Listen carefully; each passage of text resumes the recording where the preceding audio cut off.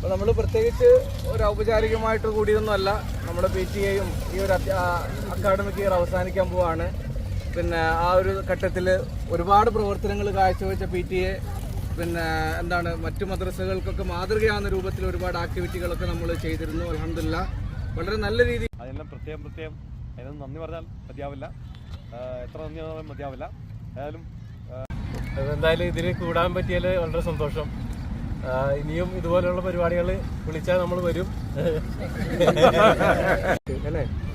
പ്രാവശ്യം ആദ്യമായിട്ടാണ് ഇങ്ങനെ ഒരു പരിപാടി സംഘടിപ്പിച്ചത്. അത് വളരെ സന്തോഷമായിട്ട് ഫുഡും കാര്യങ്ങളൊക്കെ വളരെ റാഹത്തായി കഴിഞ്ഞു. ഒരു സ്ഥലത്തത് നശിപ്പിക്കാൻ വേണ്ടി ശ്രമിക്കുമ്പോൾ നമ്മൾ മറ്റൊരു സ്ഥലത്തൂടെ അത് റീക്രിയേറ്റ് ചെയ്യേണ്ട നമ്മുടെ ഓരോരുത്തരുടെയും നിർബന്ധ ബാധ്യതയാണ്. അത്തരത്തിലുള്ള കാരണം ഈ മദ്രസ പ്രസ്ഥാനങ്ങളാണ് നമ്മുടെ ദീനിനെ മുന്നോട്ട് നയിക്കുന്ന അതിൻ്റെ ലാളിത്യത്തോടെ എന്താ പറയുക, വളരെ നിസ്സാരമായി കാണുന്ന സംഗതിയാണ് മദ്രസ.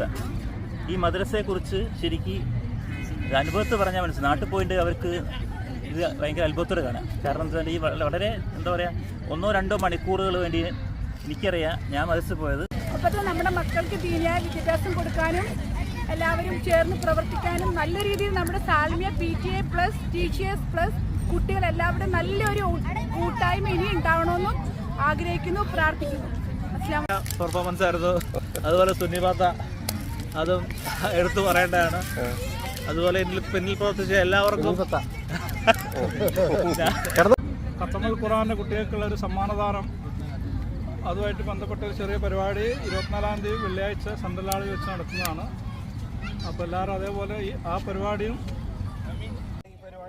ഡേറ്റ് ഫിക്സ് ചെയ്യുമ്പോൾ ഷംനാദ് സാഹിബിന് ഒരേ നിർബന്ധം 9-ാം തീയതി മെയിൽ നടത്തിയ തീരും. കാരണം എന്തുകൊണ്ടാണെന്ന് വെച്ചാൽ അദ്ദേഹത്തിന്റെ ഇന്നത്തെ വെഡിങ് ആനിവേഴ്സറി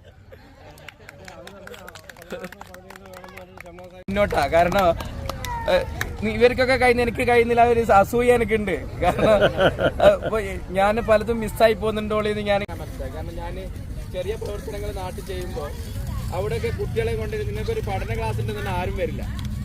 അപ്പോൾ അവർക്ക് ചെയ്യല് തന്നെ നമുക്കൊരു പിക്നിക് പോകണമെന്ന് എല്ലാവരും റെഡി ആയിരിക്കും. ആ